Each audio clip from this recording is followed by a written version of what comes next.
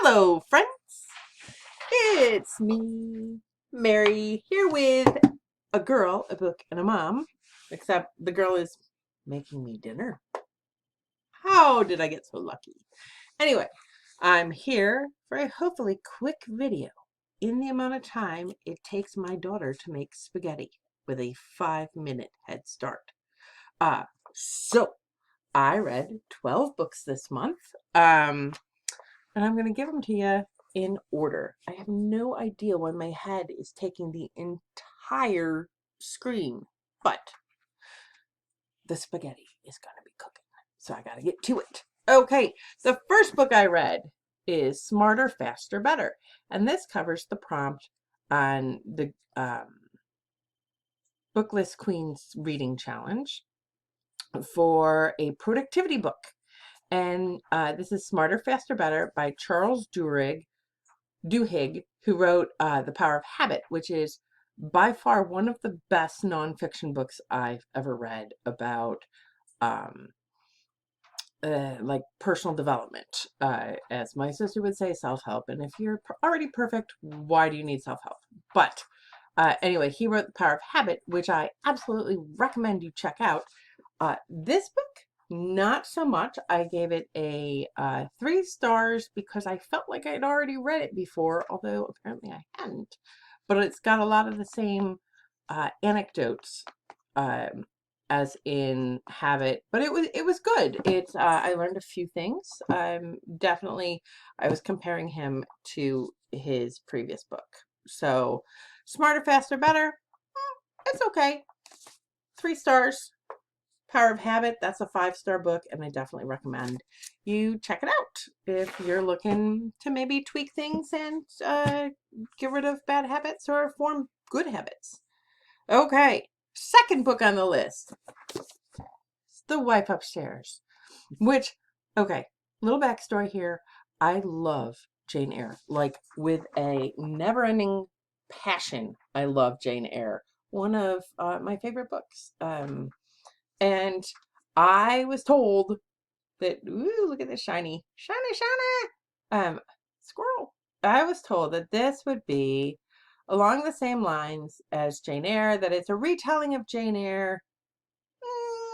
It's not a retelling of Jane Eyre. It's sort of like a pretty creepy mystery. I enjoyed the mystery aspect of it a lot.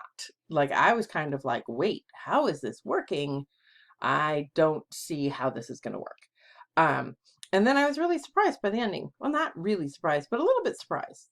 No, I was fairly surprised. It had a surprising ending. Anyway, the level of surprise, apparently I can't agree with myself on. So anyway, this is more like a really bendy mystery, which is really good. With people, our main characters are Jane the dog walker and Eddie, Eddie Rochester, I think. And they live in Thornfield Estates. So yeah, okay, that's a Jane Eyre thing. But then it goes really off the Jane Eyre path. But then it sort of comes back on and then it goes away. But if you're just looking for like a really good mystery, this works. If you're looking for a Jane Eyre retelling, there are better ones. Okay, this one got 4 stars. Like I said, good mystery. Book number 3 I read was The Prince and the Dressmaker. This is basically the story of the prince is over here, and his dressmaker who makes him fabulous dresses. It was a quick read. It was delightful, completely enchanting. This is the prince's alter ego here. Lady, I forget her name, Carmelita or something like that, who is fabulous. And the prince is basically supposed to be getting married, but the prince just really wants to walk around and wear dresses. And his dressmaker wants to be a famous dressmaker and have a name for herself, but she can't do that because she is the secret dressmaker of the prince, and she can't be famous if she's dressing the prince in dresses because nobody knows who's dressing the prince in dresses. So anyway, there's some twistiness there. There's really delightful pictures. Like, that's the prince. That's the prince wearing a dress. So super fun. I love the ending, and okay, this is not at all historically accurate. I saw some reviews on Goodreads where people are like, that could never happen in 18th century Paris. Well, doy. But anyway, it's really just enchanting. And like a lovely little graphic novel there. I gave that 5 stars. Okay, the next book I read is my woke book of the month in my quest to understand the experiences of people of color, and understand the challenges they have to go through in a way that I can maybe alter my behavior. And so the next book I listened to, this was an audiobook, back and forth to work, of I'm Still Here, Black Dignity in a World Made for Whiteness by Austin Channing Brown. I gave this one 5 stars. It's written as a memoir. However, I appreciate that she's from around here. I'm equidistant from Toledo and Cleveland, and she grew up in the 2 cities and now lives in Michigan, where I'm from. So that was kind of cool to discover, and I really appreciate her viewpoint. And it, for me, was kind of like a guide for how not to behave in some situations, like the microaggressions that she endured at work. But it was really good. It was not, it was in nice chunks that I could take in and formulate how to adapt what she was saying to my life, like what I can do to change. So that was a fantastic book. The next book I read is now for something little light and fluffy. A Lady's Guide to Mischief and Mayhem. It's a hate to love book with the lady who owns the newspaper because her husband, who was a jerk, is dead. And she owns the newspaper, and she just does what she wants because she is a widow and she has money. Which I'm not exactly sure how she has money, but she has money. I think it's through her family. Anyway, over here on the opposing team, sort of, is the police detective that she got demoted because she kind of got a scoop. And it turns out that she's at her friend's house, and the killer that they thought that she had caught that got him demoted might not be caught. And he's called in to solve the mystery. And, oh, but I love you. Oh, but I love you. Let's sneak in the steamy, steamy, steamy. This one I gave 3 stars. It was cute. It was fun. It was a quick read and delightful. The next book I read was, what number was this? This was number 5. Number 6 may have been my best book of the month. The Invisible Life of Addie LaRue, which I will be sending to Mom. It's okay, Mom. This one's one coming to you, even though she probably isn't watching. This is a 5-star book. It's all over the internet. It's the story of Addie LaRue, who is allowed to live until she's tired of living, because she's made a deal with a god that answers in the night, which could get really kinky. It's not. Well, I mean, there's a little bit of a tension between her and the god who's basically cursed her. You know, little bit of Stockholm syndrome, maybe. But anyway, the whole twist, though, is that nobody can remember who she is. So basically, she can sit there having tea with somebody. They get up, they walk away to, get cookies out of the kitchen, and they don't recognize her anymore. They have no idea who she is when they come back in the room, which it's got to admit, a little bit entertaining. But then someone remembers her, and there's a little bit of a love. Not even a little bit. There's a love interest going on. And there's this one part where I was crying and my dog crawled in my lap because she was like, so excellent book. I cannot recommend this enough. The Invisible Life of Addie LaRue by V.E. Schwab. All right, let's keep going before the spaghetti's done. The next book I read on the list is Kiki's Delivery Service. Yay! It's about a little witch. And when you're a witch, you have to go away for a year once you decide you want to follow in your mother's footsteps. And it's all about her life in a little seaside town. There's apparently a movie about it. And the girl and I looked for the movie. We couldn't find it free. That I don't have HBO Max, so I haven't seen the movie. But it was a cute little book. I gave it 3 stars. Nothing really to complain about. Just cute. Then, that was 7? Yes. The next book I read was Arctic Fury by Greer Macallister. This one might challenge Addie LaRue because this was a historical fiction about a woman whose name I believe was Virginia. It was Virginia. This is a book about Virginia who is chosen by Lady Jane Hamilton to lead an all-woman expedition to go find her husband and his lost ships. But the thing is that Lady Jane will claim no part of it. So it's all kind of done in secret. And 13 women go up, and I think 5 women come back. In which case, Virginia then is put on trial for murder.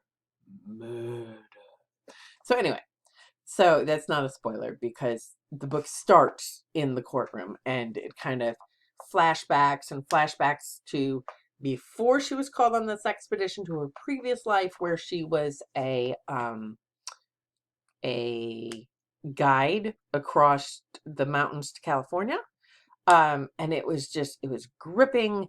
It was exciting, and the adventure. And then when you find out what happened, you're like, what?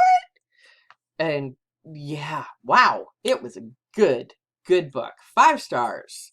The next book I read, another middle grades, The Secret of Whitestone Gate. The girl and I read this one, not together. She read it first and was like, Mom, you got to read this. And so I did. And this is the sequel to Order the Black Hollow Lane, where Emmy is back at the boarding school with her friends, and then one of her friends gets suspended, and adventure ensues. And this was a good book. It was entertaining. That I liked it, but it wasn't as good as Order of Black Hollow Lane. Good Lord. It wasn't as good, but it was pretty good. It was a lot of they made more mistakes in this one than they did in Order of Black Hollow Lane. And the characters of the bad guys weren't as explored as much. So, but it was very entertaining and I liked it.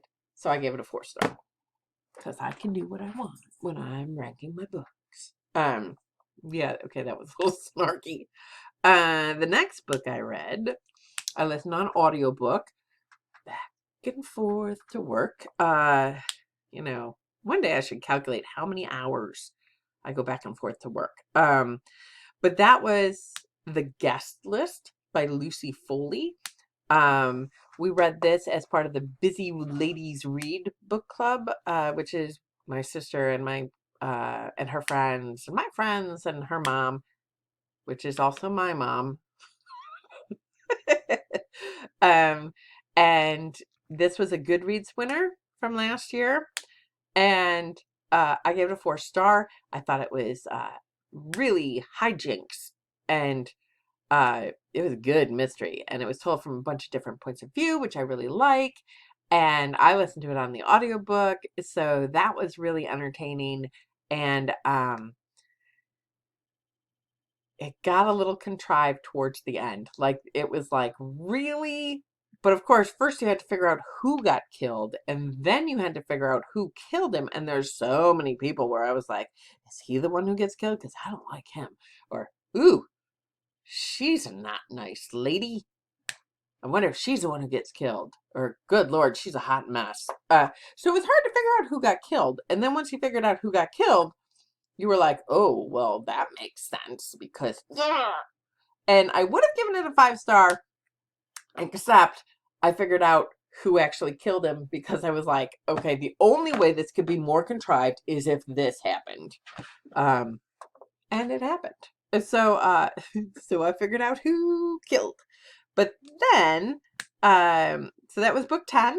Book 11 was Paper Wife, and I picked this one up on audiobook because I discovered, all these wonderful people that I follow on Instagram have been posting about the increase in violence against Asian Americans since the start of COVID, and I had no idea.